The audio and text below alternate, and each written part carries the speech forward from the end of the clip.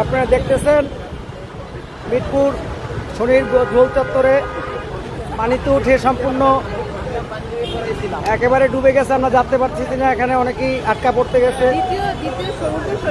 হ্যাঁ, দ্বিতীয় সমুদ্র সৈকত ঢাকার মিরপুর শনির গোল চত্বর।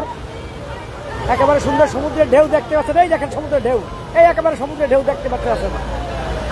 একেবারে সমুদ্রের ঢেউ দেখেন আপনি যদি, এই দেখেন সমুদ্রের যদি এরকম দেখেন, একেবারে সমুদ্রের ঢেউ, পতেঙ্গা পতেঙ্গা পতেঙ্গা, একেবারে পতেঙ্গার মতো ঢেউ।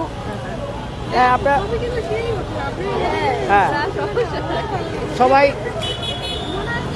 আমার মনে হয় সবাই এটা উপভোগ করতে আছে।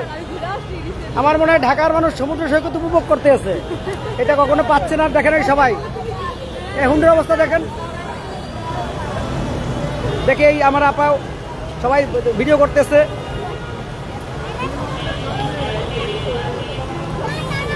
একটা লাইভ দিয়ে দিলাম, বুঝছো? আর তো একটা লাইভ ধরায়, তুই সামনে যা, তো একটা লাইভ দিয়ে দিই। না না, এখানে আমি বলছি এটা গেলে এই যে সমুদ্রের ঢেউ, সমুদ্রের ঢেউ, কিছু দেখা যাবে না, শুধু কক্সবাজার না, পতেঙ্গা সৈকত।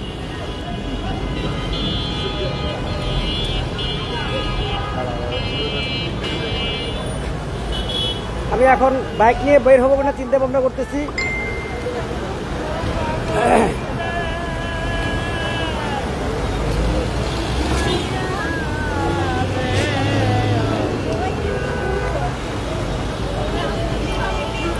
আপনার যদি আশেপাশে থাকেন তাহলে সমুদ্র দেখার জন্য শনির গোল চত্বরে চলে আসুন। একেবারে লাইভ আপনার সমুদ্র দেখতে পারবেন। আর আরেকটা আপনাদের সবচেয়ে গুরুত্বপূর্ণ ব্যাপার জানেন যে এই বৃষ্টিটা কিন্তু 30 মিনিটের বৃষ্টি, অনলি 30 মিনিটস।